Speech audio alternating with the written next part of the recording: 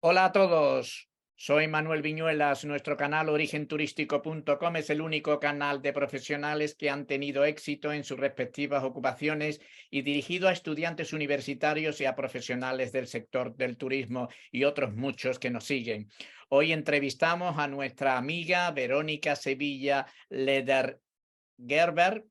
Ella es consultora en desarrollo estratégico de negocios, experta en turismo, coach de liderazgo. Verónica tiene una experiencia en administraciones públicas y en la empresa privada. Ha desarrollado empresas en Ecuador, Perú, Chile, Argentina, Colombia y Brasil. Tiene un extenso currículum vitae, ya lo veréis. Bueno, Verónica, dinos quién es Verónica Sevilla. Bueno, Manuel, gracias primero y saludos a todos quienes nos miran. Bueno, Verónica Sevilla es, yo diría, una mujer del mundo que como todos y todas y como las personas, he tenido una larga experiencia. Empecé a trabajar a los 19 años inmediatamente después de salir del colegio. Soy una mujer de los 80s que yo siempre digo, nos educamos con el libro y ahora trabajamos con computadora y nos seguimos educando con ordenadores, con laptops, con la onda digital. Hemos vivido el cambio, he vivido el cambio del mundo, de un mundo análogo a un mundo digital. Soy madre de 3 hijos grandes, adultos, que además yo siempre digo que son mis 3 mejores empresas. He estado en muchas empresas, en muchos rubros. Me enamoré del turismo. He pasado en mi vida personal por cosas muy importantes, como todos, y también creo en la mejora continua y en el estudio continuo. Creo que la edad, creo que los tiempos son los exactos y hay que aprovecharlos. Así es, muy bien, Verónica. ¿Cómo se consigue un desarrollo de marca, ciudad y marca de país? Bueno, la marca es lo que yo siempre digo que no, la marca no es lo que tú dices de tu producto, es lo que dicen tus clientes. Y bueno, Jeff Bezos dice que la marca es lo que dice la gente cuando tú sales del cuarto. Es decir, que estás ahí, cuando te vas, dicen, ay, este es así, este es asado, este es cocinado, este es así, pues es la impresión que dejas en el público, en tus clientes, en tu familia, en tus hijos. No es que hay que estar obsesionados con la marca, pero al final del día, hacer la marca depende más del consumidor. Entonces, para hacer una marca país o una marca turística, como el caso de Quito, que es la marca que hoy está, que fue galardonada en Europa en el año 2018 que la lancé, la marca de Quito se hizo en base a un estudio de marketing de quienes ya habían experimentado la ciudad en temas emocionales. Porque la marca además comunica la emoción. La idea es que la marca comunique la emoción y rápidamente, porque la emoción es la que dispara la compra. Entonces, todo este estudio lo hicimos durante un año. Diseñamos la marca en base a los atributos de marca que el consumidor decía. Y para decirte una diferencia, nosotros como quiteños vivimos en una ciudad que está enclavada en montañas, pero es como un given, o sea, es una cosa que sucede y ya no nos llama la atención. Pues resulta que nosotros pensábamos que el factor más importante de impresión en los viajeros era el centro histórico colonial de Quito. Y siempre se había dicho eso durante todos los años, 40, 50 años. Y cuando hicimos el estudio resultó que la impresión de la naturaleza en la persona que vivía en la ciudad, extranjeros y nacionales, era mayor o igual a la del centro histórico. Entonces en la marca se puso la naturaleza, se puso, y efectivamente, pues hay muchas cosas que hacer en naturaleza en Quito, porque está enclavada en la naturaleza. Así que ese tipo de cosas hay que identificar y luego pues vas desarrollando los atributos, la comunicación verbal, la comunicación visual, incluso la comunicación auditiva de los videos y todo lo demás. Pero nos centramos muchísimo en ser un factor emocional de cambio. Y también el eslogan que escogimos fue, tu historia comienza en Quito, porque cuando tú viajas, y hay un estudio antropológico y psicológico, cuando todos viajamos, lo que queremos es dar un cambio a nuestra historia de vida, aprender algo, etc. Entonces tomamos ese factor primordial y único para poder ahí meter este llamado a la acción. Entonces tu historia comienza en Quito, no dice ven a Quito, porque no es necesario, Pero si yo te digo, tu historia comienza en Quito, te da ganas de venir, ¿no es cierto? Entonces, todos esos factores se usaron para esta marca que hoy por hoy, pues, está siendo utilizada ya desde el año 2018 y pues creo que va muy bien. Magnífico, muy bien, es una buena idea. ¿Qué importancia tiene la experiencia en el desarrollo de los mercados internacionales de turismo, Verónica? Bueno, hoy por hoy, más que nunca, creo que el turismo experiencial es lo que manda, ¿no? Antes, en los años 80, 90, yo creo que hasta el 2000 y pico, la gente veía cosas cuando viajaba. Hoy por hoy la gente dice, ¿qué voy a hacer ahí? No te dice qué voy a ver ahí, te dice qué voy a hacer ahí, qué voy a comer ahí, en dónde me voy, cómo voy, o sea, qué me llevo en mi vida, ¿no es cierto? Entonces, la única cosa que te llevas intangible, y es difícil porque es un intangible, es la experiencia. Entonces, y mucho más después del COVID, ¿no? Después del COVID tenemos hoy por hoy que todos queremos vivir intensamente, ¿no? Entonces, y la experiencia es estar en contacto con lo auténtico, además, porque ya no comemos cuento. Entonces ya no, tú verás que sí hay mucha gente que va a los parques temáticos y va a Disney y todo, pero no es que va por los muñequitos, sino por la experiencia que dejan esos muñequitos o esas roller coasters, pero cuando tú vas a un lugar, la experiencia es de 2 vías. La una, la que tú recibes, y hoy por hoy en las nuevas generaciones millennials, centennials, estamos en lo que dejas. Entonces, esta responsabilidad social, ambiental, es un factor fundamental hoy por hoy en todos los productos y en los productos turísticos, obviamente, pero en todo el consumo. Entonces, sí está la gente un poquito, está abierta a pagar un poquito más, si es que además en esa doble vía de yo recibo la experiencia y yo te dejo algo para mejorar el ambiente, para mejorar socialmente, para mejorar la inclusión, etcétera, etcétera, etcétera. Entonces, hoy por hoy esos factores también son muy importantes dentro de los productos y de las marcas. Magnífico. Lo que nos quieres dar a entender es que el turismo moderno, o mejor dicho, el turismo actual, es experiencial. Eso es lo que busca realmente la gente, ¿no? Que es lo que nos acaba de decir, ¿no? ¿Y qué deberían de tener en cuenta entonces intrínsecamente los destinos turísticos? Bueno, primero en que los destinos turísticos de hoy por hoy tienen que ser auténticos, o sea, todas las cosas que ellos tienen como diferenciadores culturales, artísticos, gastronómicos, de ventajas comparativas como el lugar, la localización, la naturaleza, etcétera, los pongan en valor. O sea, primero hay que identificar qué son esas cosas que te hacen único, ¿sí? Esas cosas que te van a llamar la atención. Luego de eso hay que ponerlos en valor, porque puedes tener una comida muy rica, pero si no la pones en valor, es decir, no le haces producto, no le promocionas, no le presentas bien, no le das calidad, etcétera, etcétera. Por eso tienes que hacerlo como lo ha hecho Perú, por ejemplo. Perú es un ejemplo en ese sentido, ¿no? Ese es un modelo que hay que seguir. En temas de poner en valor lo que ya tienes. Segundo, y creo que es muy importante, el promocionarlo en los mercados, porque hoy no puedes invitar a todo el mundo a venir a tu destino. Tienes que escoger esos nichos y empezar por ahí. Yo nunca recomiendo empezar por barato, sino empezar por el agregado de valor, es decir, buscar los mercados de alto expendio en turismo y desarrollar el producto para eso. Significa hotelería, significa infraestructura, significa calidad, significa comunicación, significa conectividad, muchas cosas, pero luego, porque es más fácil, luego entrar en el mercado de low price, ¿no es cierto? Es mucho más difícil comenzar en un destino, porque además el destino se daña menos porque tiene menos carga. Bueno, y España es experto en eso, porque a España le pasó antes de la pandemia que tenía tal carga de turistas que el destino se empezó a dañar, ¿cierto? En muchos casos tuvieron problemas de salida de los habitantes de los centros históricos, de carestía de los arriendos para los locales, bla, bla, bla, bla, bla. Entonces, un poco para poder manejar las cosas de esa forma, ¿no? Y siempre hay que encontrar esta parte emocional que hace el llamado a el consumidor y también a las personas que dan el servicio. Porque en la entrega del servicio, en la entrega de la experiencia, tú tienes que cumplir lo que ofreces. Entonces, si no cumples lo que ofreces, porque el 80% del turismo en el mundo está comprobado, se vende por boca a boca.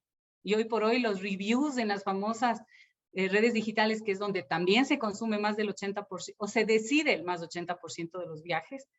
Entonces, si tú encuentras malos reviews, yo no soy tanto de ver los reviews, pero mis hijos, que tienen 30, no compran nada si no ven los reviews. Entonces, de hecho, me acuerdo que íbamos a Miami para el año pasado con mi familia y yo escogí un lugar para quedarme y mi hijo me llamó inmediatamente y me dijo, mamá, ¿pero no viste los reviews? ¿Yo? ¿No?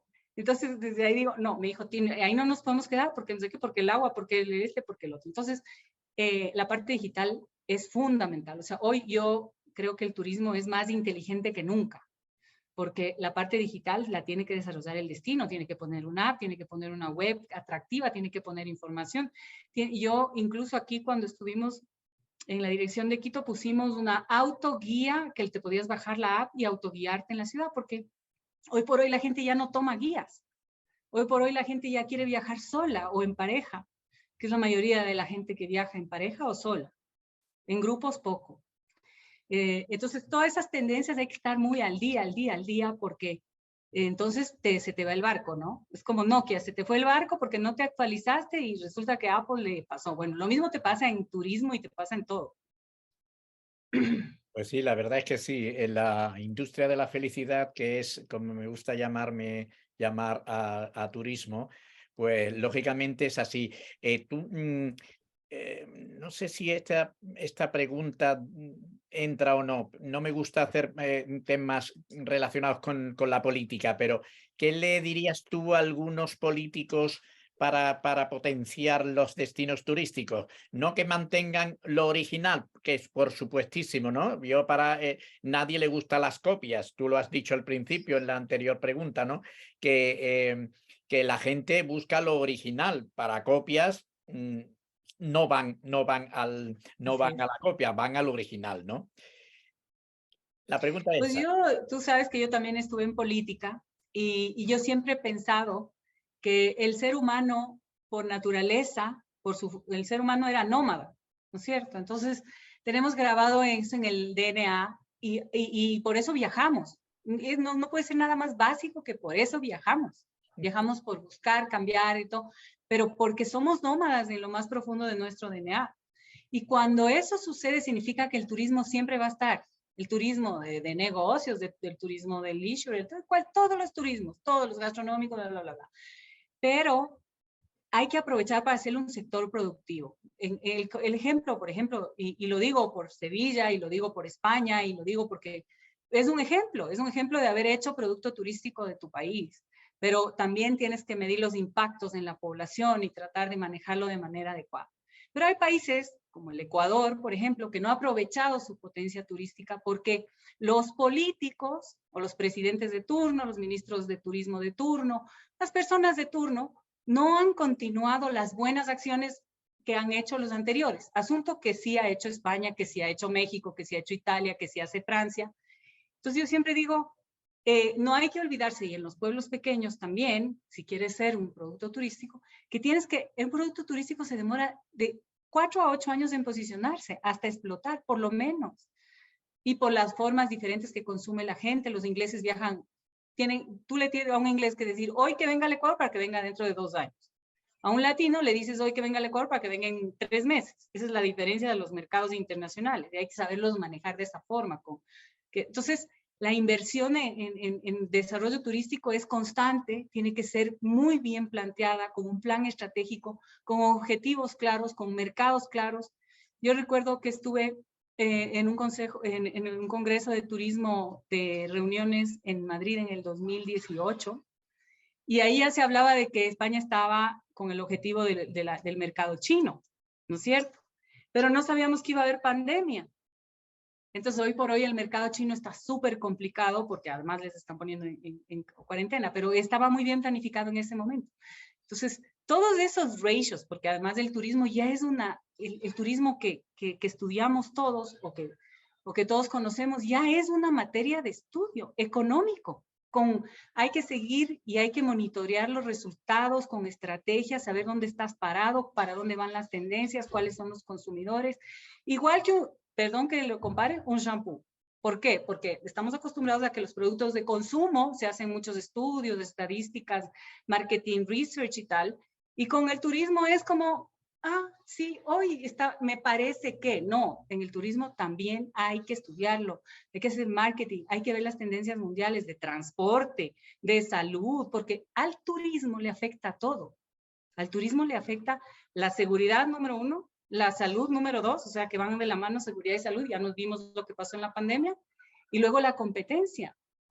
Nosotros lográbamos, siempre nos veíamos con Perú y con Colombia, y yo les decía, vean al mundo desde la luna, vean al Ecuador desde la luna. Con nosotros no compite Colombia, compite Seychelles, que tiene también tortugas parecidas a las de Galápagos. Me decían, digo, pero si estamos queriendo traerle al español, le queda más cerca irse a Seychelles a ver una tortuga que se parece a la de Galápagos, y le sale más barato, entonces, ¿con quién estamos compitiendo? No, con Colombia no, porque ellos no tienen la tortuga.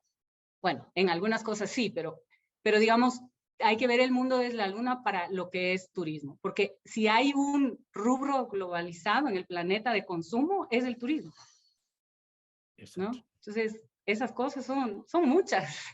Y bueno, es que, claro, no es lo que tú dices realmente, ¿no? No se han tomado en serio que es una industria. Hasta que se han enterado que turismo es una industria, pues hasta entonces no han puesto tanto cuidado, Exacto. ¿eh? Algunos sí, unos más que otros. ¿De acuerdo? Exactamente. Bueno, ¿qué 3 anécdotas confesables, Verónica, puedes contarnos de tu vida profesional? Bueno, bueno, sí, creo que lo más importante es nunca dejarse, no cambiar los sueños por los miedos. Creo que en el turismo especialmente hay mucho por explorar, mucho por hacer cosas diversas. En el año, en el no sé, 2007, yo trabajaba en Metropolitan Touring, y Metropolitan Touring es un operador muy grande de turismo en Ecuador, y teníamos una planificación estratégica en la que se planteó que teníamos que vender el doble de millones de lo que ya vendíamos. En esa época eran millones, y era una cantidad salvaje. Entonces, como yo manejaba todo el mercado latinoamericano, yo me conocía mucho en Sudamérica y presenté el proyecto de expansión, y me acerqué con el dueño de la empresa y le dije, si tú quieres vender el doble, Ecuador no tiene la capacidad, tienes que expandirte a otros países. Me dijo, ¿pero cómo? Le digo, hay que hacer Metropolitan en Perú, Metropolitan en Colombia, Metropolitan, pero primero Perú, luego vamos a Argentina, Chile, bueno. Y entonces ahí la vicepresidenta me dijo, no, eso no funciona. Él me dijo, te doy $10,000, haz con eso el estudio. Y yo tenía 40 años, agarré, me subí en un avión, fui a buscar gente que tenía operadores turísticos en Perú, me reuní con personas que me abrían la puerta, y se hizo. Y hoy por hoy, Perú, Metropolitan Colombia, hicimos en Chile, en Argentina, tuvimos unos años ahí, luego cerramos porque no estaba funcionando bien. En Brasil no funcionó porque la cultura del brasilero es bastante diferente y había mucho que abarcar, pero al final quedó Colombia, Ecuador y Perú. Y hoy por hoy es un proyecto que le deja mucho dinero a esta empresa, a Metropolitan Touring. Yo ya no estoy ahí, yo también di mi salto.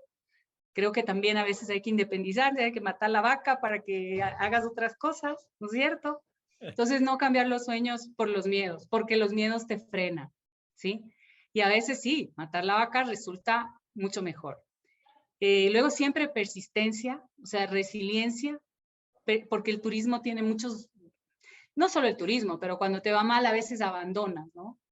Y yo recuerdo una anécdota cuando estaba en Quito Turismo, justamente haciendo un video.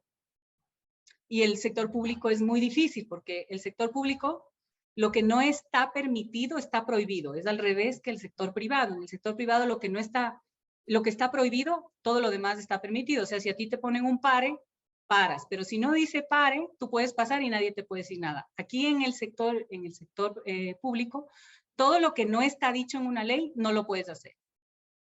Entonces queríamos hacer este video con CNCO, que era en ese momento pues el grupo de reggaetón suave más famoso, y que nos iba a traer muchos clics. De hecho, hay como 180 millones de clics en ese video. Y los chicos de la oficina pública, yo vengo del sector privado, me dicen, no se puede. Y a mí me dices, no se puede, y basta que me digas, no se puede, ¿no? Entonces yo les dije, oigan, y además el refuerzo tiene que ser positivo al equipo, ¿no? Porque yo les podía decir, como dicen en el sector, pues que ustedes no pueden hacer nada, no. Yo les dije, tengo el mejor equipo de marketing que hay en el sector público y no se puede, no puede ser. Y se pudo, y se buscaron las 50 formas y está todo bajo control, transparente, bien comprado, con sistema de compras públicas. Y una chica vino y me dijo, es la primera vez que alguien me dice que yo puedo hacer algo, porque a mí siempre me han dicho que no puedo. Le agradezco porque ese fue, entonces, el refuerzo positivo, ¿no? El refuerzo positivo. Y otra cosa, tener propósito trascendente. O sea, el tener en la vida un propósito que va más allá de lo material o del momento, decir, bueno, tengo que dejar esta marca para que mi ciudad esté mejor posicionada en el mundo. Tengo que trabajar porque las personas se sientan bien en mi empresa. No significa que no voy a conseguir los resultados, los consigues, porque la gente bien tratada consigue buenos resultados. Si no tienes uno que no funciona, cámbiale, porque es tu culpa que no le has puesto en el puesto donde debe estar. Entonces, hacerse cargo de que las personas que trabajan contigo estén en bien y que tú puedas dejar algo en la sociedad. O sea, eso ya cada uno escoge, ¿no? O sea, el propósito trascendente puede ser que tus hijos sean buenas personas, miles de propósitos, pero tiene que haber un hilo conductor en tu vida que te haga levantarte todos los días a pesar de los relajos, a pesar de los problemas, y eso desde chiquitos, o sea, o desde jóvenes, o sea, ir a estudiar a la universidad. ¿Para qué estás estudiando lo que estudias? No por qué, sino para qué. Entonces eso te ayuda a ser mejor, a rendir mejor y también recordártelo, porque en los momentos difíciles dices, ay, no, ya voy a botar esta cosa, ya mucha tontera. Pero la verdad es que la vida sigue, la vida es maravillosa, te ofrece oportunidades y si no tienes los ojos bien abiertos, capaz hasta se te pasan por estar pensando en cosas así como que estar muy triste porque te fue mal, porque la novia te botó, porque el novio te no sé qué pasa, la mujer, pasamos por muchas cosas. La vida es un vaivén, entonces cuando tú tienes ese propósito, esa línea en tu vida trascendente, todo se mueve y tú sigues, ¿no? Que no significa que no vayas a pasarla mal o pasarla súper bien. Y otra cosa, las personas intensas, las personas que consiguen resultados, los líderes, normalmente tienen vidas muy de ups and downs, porque están muy intensos en la vida. Pero si tú no haces nada, no te pasa nada tampoco. O sea, más o menos eso es lo que puedo decir hasta este punto. Bueno, muy bien definido. Mira, yo tengo un amigo que dice que hay que tener tres cosas principales si se quiere ser alguien o algo en el mundo, que es hay que tener bondad, hay que tener alegría y sobre todo ser buena persona. Exacto. Los tres ingredientes son fundamentales, ¿no? Así que, Verónica, quería preguntarte muy rápidamente qué diferencias sustanciales, aunque has dejado caer ahí un poquito en una de las respuestas, sustanciales encuentras en los países que has participado, ya sabes, Europa, Latinoamérica, Estados Unidos, Australia y Canadá. ¿Qué notas tú ahí? Bueno, eso es lindo también, la diversidad. La diversidad no es solo étnica o cultural. En el trabajo del día a día te tienes que adaptar. Eso es una cosa muy importante para cuando trabajas multinacional, ¿no? Tú tienes que, incluso dentro de un país, hay países, hay ciudades muy diferentes a otras, pasa en España, pasa en Ecuador, pasa en todo el mundo. Entonces, adaptarse, aprender el idioma, por ejemplo. Yo cuando empecé a trabajar en turismo hablaba inglés, alemán y español. Me tocó aprender portugués. Bueno, no es que me tocó, lo quise aprender para poderme comunicar en el mismo idioma, que hace un cambio importantísimo en la relación cuando manejas un mercado o cuando manejas un país, ¿no? Entonces, la diversidad, primero aceptarla, no decir, ay, estos son así. No, porque ahí empieza el problema. El momento que tú no aceptas que el otro es diferente, empieza el problema. Hay que aceptar y hay que hablar menos y oír más al otro, ¿no? Es decir, bueno, ahorita estamos hablando bastante, pero en este sentido, creo que el haber trabajado en varios lugares te abre mucho, si tú quieres y si tú te abres a recibir esa información, que es lo que yo recomiendo. Si se puede aprender el idioma, estudiar las leyes no son iguales. Cuando tú haces una multinacional, las leyes son diversas.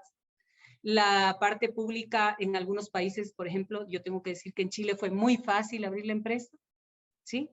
En Argentina era mucho más difícil, en Ecuador ni se diga, en Perú bastante fácil, en Colombia bastante fácil, en Brasil la diferencia cultural es enorme, ¿sí? Entonces, de hecho, ahí cuando te expandes en territorio, tienes que considerar que vas a tener unos costos por eso. Y tienes que conseguir gente que maneje el proyecto, que sean muy adaptables y muy open-minded, pero muy sagaces para entender las diferencias y poderlas manejar para poder conseguir las metas del proyecto. Pues sí, sobre todo con, como decía mi amigo, con muchísima alegría, ¿no? Que es lo importante en esta vida. Bueno, parece que hemos empezado hace muchísimo tiempo y has visto que ha pasado tan rápidamente que no nos hemos dado cuenta que nos ha pasado todo el tiempo, ¿no? Así que quiero agradecerte, darte las muchísimas gracias a nuestra amiga Verónica Sevilla, que me hubiese gustado ese apellido, me lo hubieses prestado, porque vivo en Sevilla, soy de Sevilla y me falta el apellido Sevilla. Qué gran suerte tienes, ¿no? No, claro que sí, me siento muy orgullosa y feliz de ser Sevilla, porque eso significa que mis antepasados vinieron de ahí. Ya, pues sí, es verdad, es verdad. Bueno, como os he dicho antes, la habéis visto, es una emprendedora enorme, una profesional, tiene una consultora, es consultora en desarrollo estratégico de negocio, experta en turismo, como habéis visto, coach en liderazgo, y nos ha hablado de nuestro tema, el tema del turismo. Muchísimas gracias, Verónica, y espero verte pronto en tu apellido. Bueno, pues sí, espero que el próximo año podamos vernos en Sevilla. Muchas gracias y que tengan un maravilloso día. Pues muchísimas gracias, y hasta siempre. Un Hasta abrazo. siempre. Chao, chao.